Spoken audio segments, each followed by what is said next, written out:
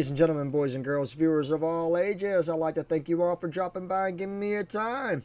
I am Erick Daniel Coughlin, and this is another episode of Just My Thoughts. So the week one of the NHL new season, year 2024, is finally over. That's right. We've had every team up till tonight has had, roughly 6 games.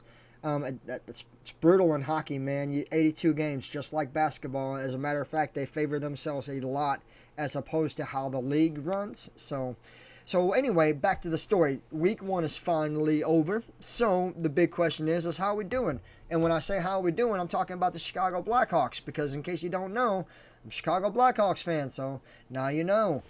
That being said, I've got the breakdown of week one for the Chicago Blackhawks, and it goes something like this. We are 2-3-1 with 5 points. We're currently 6th in the division and 6th in the conference. Overall review, we're doing okay. So the way this works, the way hockey works, it almost doesn't matter what your place is. I mean, it kind of does and it kind of doesn't. And what I'm saying is this. A lot like basketball, I just told you guys this, a lot like basketball. So what they're going to do is take the top 8 teams of each conference. There's 16 teams per conference. So what happens is the top scorers, the top 8, the people with the highest points make playoffs. So currently we're in 6. So if you base it on 8 teams making it to the playoffs, technically, by our position, you would think we're a playoff team, but we're not a playoff team right now. We're on the ankles of being a playoff team. And you're like, well, what are you talking about? You just said, top 8, blah, blah, blah. We're 6th. Do the math. That's playoffs. No, this is hockey. Do the math. I'm going to do it for you. Oh, wait, Mr. C already has. So without further ado, this is the standings for the Western Conference. Central Division, the Jets have 10 points. The Winnipeg Jets, I'm going to do this so you guys know that I know that we both know how you doing. The Winnipeg Jets, 10 points. Dallas Stars, 10 points. The Utah Hockey Club, brand new and already spanked our ass, 9 points. The Minnesota Wild, 8 points. St. Louis Blues, 8 points. Your Chicago Blackhawks, 5 points. Your Colorado Avs, 2 points. And your Nashville Predators, 0 points. Nashville has played a week straight and hasn't even scored 1 game. It's fucking terrible. Got to pick it up, Tennessee. What are you doing? And your Titans got to pick it up too. What's going on in Tennessee sports? I don't know, but they need to figure it out because I kind of live in Tennessee. Anyway, back to it. Pacific Division, again, in the Western Conference. Here we go. Calgary Flame, 9 points. Seattle Kraken, 8 points. Las Vegas Knights, 7 points. I want to say it's the Los Angeles Kings, 6 points. The Canucks, this is from Canada. I don't know. I know that they're not Toronto because Toronto is the Maple Leafs. I know Winnipeg is the Jets. I know Calgary is the Flame. I don't know who the Canucks are, but I know the Canucks are a Canadian team. Canucks, 6 points. Anaheim Ducks, 5 points.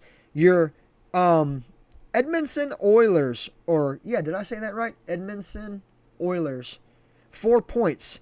And your San Jose Sharks, 2 points. So if we were to break that down, so that's 16 teams. And again, the playoffs are ranked by points. So this is how you do that. So thus far in the first week of the playoffs, your playoff teams in the Western Conference are your Winnipeg Jets, your Dallas Stars, your Utah Hockey Club, your Minnesota Wild, your St. Louis Blues, your Calgary Flame, your Seattle Kraken, and then the Las Vegas Knights make the wild card.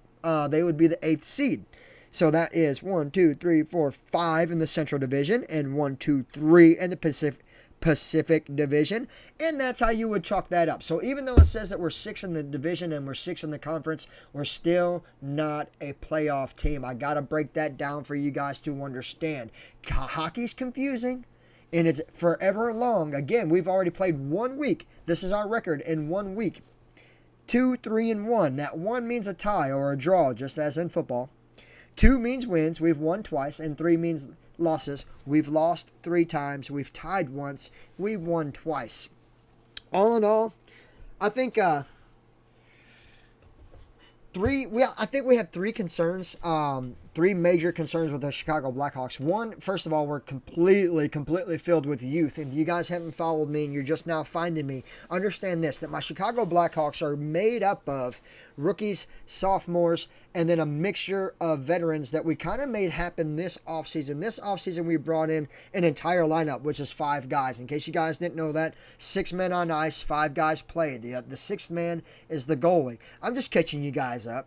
How you doing? You're welcome. I'm hoping I'm building this up and making you guys like gain interest in the sport, because I'm telling you, when it comes to a real thrill sport, hockey is it, man. Like, I love basketball forever and a day, right? And I love football all my life, except for the longer I keep on living, the more NFL keeps on changing. And so since NFL keeps on changing, I am adapting to new things. And the adaptation is coming in the way of the Chicago Blackhawks and the NHL. How you doing?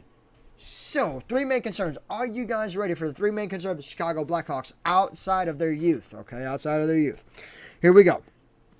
No one's looking to be aggressive. It's a major problem. In hockey, you have to be aggressive. You have to look to push the puck. You have to look to shoot the puck. And you also have to look to lay the hits. Now, I've said this previously on other episodes, so it sounds like I'm repetitive a little bit. Maybe I am a little bit repetitive. But it's only because I want you guys to understand that I'm never stopping thinking the way that I stop and think.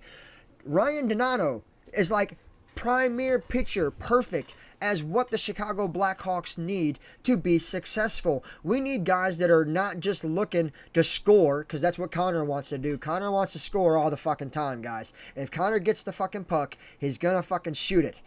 It's just what he does. Connor Bedard's gonna shoot the damn thing. Probably. This is gonna sound crazy, but I swear to God, you can look it up. I'm 7 times a game. 7 times a night, Connor Bedard's going to shoot that fucking thing. If he's hot and he's making something, he might shoot that damn thing 12 times in a game. I'm just telling you, I watch hockey. I'm just telling you what's going on. Connor Bedard, looking to shoot, not looking to be aggressive. That's okay. But somebody has to start. We have to have a Ryan Donato on every lineup. All right? So you think in your starting lineup that would be Seth Jones. No, Seth Jones thinks he's the point guard of the Chicago Blackhawks. Seth Jones has to shoot the ball. Seth Jones tries to shoot the puck nearly as many times as Connor Bedard. I wish I could make this up, ladies and gentlemen. I wish I didn't watch as much hockey as I've been watching, but the truth is in the pudding. Just listen to what I'm telling you. If you want to know if I'm saying you the truth is, look up shot attempts for Seth Jones, who happens to be our defensive lineman or defenseman. He's a defenseman. He's supposed to be laying pads. Supposed to be knocking people out. Supposed to be stealing the puck, pushing the puck up the ice. That's what he's supposed to be doing. He's supposed to be playing a lot like Duncan Keith. But guess what? He's not. He's playing a lot like Brent Seabrook, and he's shooting the damn thing. The second leading shooter, shot attempts on the team, Seth Jones. First is Connor Bedard. Third, probably Taylor, or Hall. Taylor Hall. It's more than likely Hall. And those are your top 3 Hawks right now shooting the puck. And one of them is supposed to be playing defense. So that's, to me, that's a concern. Other concern. Okay, I just gave you 2 concerns because on my list of concerns, one of my concerns is our best defenseman is trying to play offense. He's trying to be the best offensive guy instead of being the best defensive guy. That is Seth Jones. Not knocking him. Erick, didn't you say Seth Jones your favorite Blackhawk? Yes, I did. Didn't you say he's like the most accurate shooter on our team? Yes, I did. But then we drafted Connor Bedard. Then we picked up Anthony the CU. Then we picked up Taylor Hall. We've got guys to shoot the fucking puck. What we need is guys knocking people out. That's what we need in Chicago. If Chicago is going to be successful, if the Blackhawks are going to win a Stanley Cup, ladies and gentlemen, we have to have guys knocking people out. Just go watch 2010, 2012, 2015, 2018. Just go watch Duncan Keith play hockey. That's what Chicago needs. We need another Duncan Keith. Problem number 3. So problem number 1, We're not aggressive, man. Big time. Problem number 2, Seth shoots the damn puck too much. Problem number 3, no true leadership, ladies and gentlemen. There is no leadership in the Chicago Blackhawks locker room. Why is that? Well, I'll tell you why. It's because we're filled with sophomores, we're filled with rookies, and we're filled with a bunch of new free agents that's only been on this team for maybe 1 year, a lot. Some of them brand new. I'm telling you guys, we've got 5 fucking brand new players this year, and they're all getting ice time. Of course there's no leadership. You would think that Seth Jones is going to call the shots, right? But no, Seth is like laid back. That dude must be like the world's biggest professional athlete pothead, because like there's never no aggression out of Seth Jones ever. I've been watching Seth Jones for 5 fucking years now, and I've yet to see him start a fight. I've yet to see him be in a fight. I've yet to see him lay wood. I've yet to see him... I'm not getting what I want out of Seth Jones. I don't need an offensive defenseman. I need him the fuck out of town. I need someone who's going to lay some fucking pad. That's what I need. Problem is, to lose a guy like Seth Jones, we gave up a lot. Right? Like, he's probably the highest paid player on the team. And, hockey's not like every other sport. Usually, if you sign somebody 8 years, you're kind of dedicated to that 8-year contract. We picked him up. I think this is year 6 for Seth Jones. I think this is year 6 for Seth Jones. We picked him up in like 2018, and we signed him to an 8-year deal. So we still got Seth for a couple of more years. Seth has to figure out what we need from him. That's what Seth needs to do. Figure out what we need from you, bro, and then deliver. That's what you've been in town long enough. So no leadership on the team. And then, to top it all off, the icing on the cake with your Chicago Blackhawks, who I'm not ragging on because I absolutely love this team. Listen, what do you mean you love this team? I'm going to tell you, I got a lineup full of guys that I love. Connor Bedard, that's my motherfucking man. How you doing? All right. Anthony to see you. Andreas, Anthony to see you. My dude, that's my dog, bro. Look, I love him so much every time he steps on the ice. I say, happy to see you. It's not the first time I've ever said that. It's not going to be the last time I ever said that. As long as Andres Anthony to see you plays for the Chicago Blackhawks, I will always be happy to see you. How you doing, Andres Nocioni? Kurashev, bro. Look, Philip Kurashev's been on this team for 4 years. I think he's a dog. I think Kurashev should play with Donato. Like, them two together would be fucking sick. Now, how many shots at goal are we going to get? Probably not a lot, but we're not going to give up no goals with those two on the ice at the same damn time. They're aggressive, they're fast, they hit, and as long as you can get Anthony to see you on the ice with Kurashev and with Donato, that gives us a skater and a shooter. Look, Anthony to see you with those guys makes a lot of fucking sense. All right, I love Vlasic. Vlasic's a rookie last year. Connor Bedard's a rookie last year. Wyatt Kaiser's a rookie last year. Lucas Reichel, a rookie last year. Eric, one more. Kevin Krasinski. I don't even think Kevin's his first name, but Krasinski, rookie last year. That was my whole rookie class last year. Guess what? I love every fucking one of them, bro. I love them all, bro. I love this team. I think this team's got legitimately high potential to win a cup. Not this year, ladies and gentlemen. All you Chicago Blackhawks fans out there, understand this. We are going to be pressed all year to make playoffs, but that's the goal. The goal is to win more games than you lose. Right now, we're not doing that, but we're pretty close. We're almost 3-3. We're pretty close. We got to make the playoffs, even if we go 50-50. If we go 41, 40, and 1, that would be acceptable. Wait a minute, Eric. 41, 40, and 1. That's 82 games.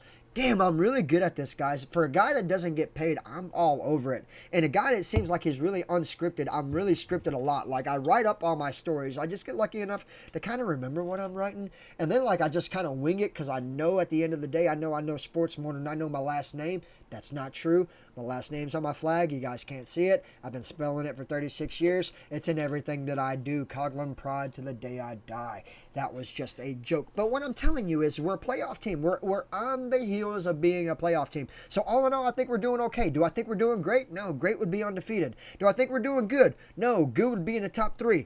I think we're doing okay, ladies and gentlemen. The Chicago Blackhawks are doing okay. Under icing on the cake, Eric. Ladies and gentlemen, forgive me. I get off track. Icing on the cake. Luke Richardson. This is his 3rd year as our head coach, so he's brand new. All right? And this guy is reinventing hockey. What are you talking about, Eric? Hockey's been around for 100 years, Eric. You even know what you're talking about? Yeah, I know what I'm talking about, bro. I've been watching hockey pretty loyal ever since 2010, whenever the Hawks first rebuilt with Jonathan Toews and Patrick Kane, and we had Marian Hossa, and we had Brent Seabrook, and we had Duncan Keith. Yeah, bro, Corey Crawford, how you doing? Yeah, I've been doing this for a little while now. I've never quite seen... It's like watching a basketball game. So generally what's going to happen is, when we get possession, even on our side of the ice, all right, I don't care if Vlasic gets the puck. I don't care if Krasinski gets the puck. I don't care who ends up with the puck. Before it crosses the first blue line, it goes straight to Seth. Seth brings it up. Before Seth crosses the first line, or the second blue line, in between the trenches, I believe is what they call that. But before he crosses that second blue line, he finds Connor or he finds Taylor. Because usually those three are on the ice together. Usually Taylor's with Bedard and with Seth. With Vlasic and with... So that's Hall, Vlasic, Jones, Bedard. Who's your fifth player, Eric? Here lately, it's been Bertuzzi, and I don't even think Bertuzzi's good, bro. We made a trade for a player I don't even like, bro. I don't even know why he's on that field, bro. On that ice, bro. I would be playing Anthony Desiu, or Philip Kurashev, or fucking, damn. Anderson's really good. Joey Anderson's really good. I mean, we got some guys there, man. Lucas Reichel should be playing right there. Anybody but Bertuzzi, but Bertuzzi's been getting the start. So anyway, Seth brings it up, gets it to Taylor, Taylor gets it to Connor, Connor shoots. That's how it works. All right, if for whatever reasons, Connor misses his shot and we still get the puck, do you know what happens? Instead of trying to reshoot the fucking puck, they shoot it all the way back to Seth, and it starts all over again. Seth is shooting the long shot. Wow! Right? It's going to go 20, 30 feet, whatever the blue line to the goal is. I think it's 25 feet. I'm telling you, I think it's 25 feet. Could be more, but I think it's 25 feet because it's pretty much a quarter of the ice. That's what it is, bro. Anyway, so he's going to slap that son of a bitch. It's going to go, rather the goalie blocks it, it ricochets. One of the other teammates blocks it, puts the puck back on the ice. Then we skate around and try to get the puck back, right? And then when we get the puck back, guess what we do? Right back to Seth Jones. It's like he's playing point guard, bro. It's like he's at the top of the fucking key and everybody else is running their fucking lanes. It's like you got small forward here, you got small forward here, you got your point guard at the top, and we're trying to attack.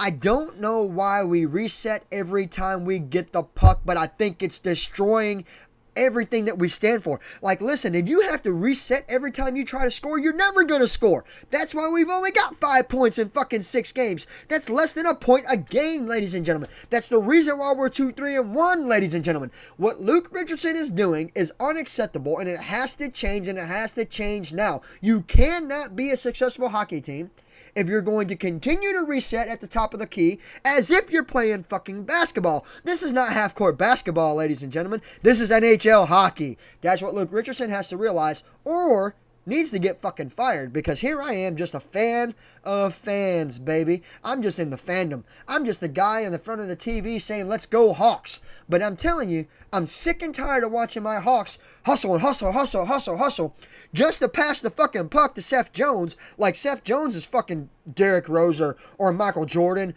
or Scottie Pippen. I'm telling you, Luke Richardson's playing the wrong fucking sport, and he's teaching this team the wrong fucking strategy. Our success might fall in the glory of another man's eyes, because what I see and what all the other Blackhawks fans see are the same fucking thing. Luke Richardson's trying to re-evolutionize hockey. He's trying to create a brand new game, and he's using ice skates to do it, and it's making me sick to my stomach. Ladies and gentlemen, that's how we're going to wrap it up. If you like what you heard and you enjoyed what you see, always feel free to cash at me, Erick Daniel Coughlin. Hashtag Coughlin Pride. Have a nice day, and go Hawks!